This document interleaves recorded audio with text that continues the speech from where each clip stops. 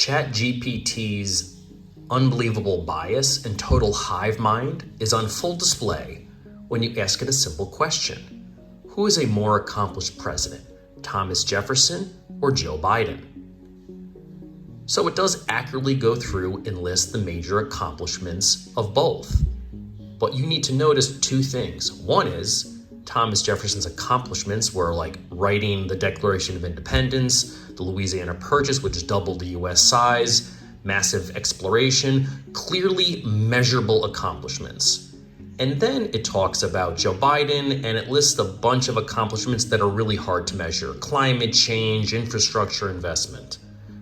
And it sums it up by saying both Jefferson and Biden made significant contributions. Apparently the word significant is not clearly understood by the AI. During their presidency, each face unique challenges and opportunities. Ultimately, it is up to the individual to decide which accomplishments they consider to be the most important or significant.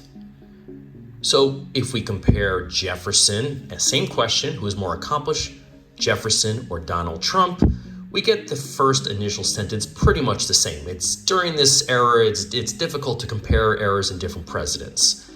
Again, it lists some of Thomas Jefferson's accomplishments. It lists a few of Donald Trump's, which again are not very measurable compared to Thomas Jefferson's.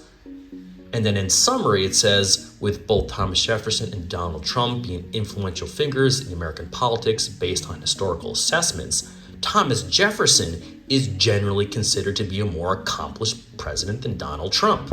So it can clearly make a distinction of Thomas Jefferson being more accomplished for Donald Trump, but for Joe Biden, it says it's implied. It can't make a clear distinction, and it's up to the reader. Right. Regardless of your political views of Donald Trump or Joe left or right, Thomas Jefferson is clearly far more accomplished than either of those individuals, just measurably more accomplished, which is just amazing.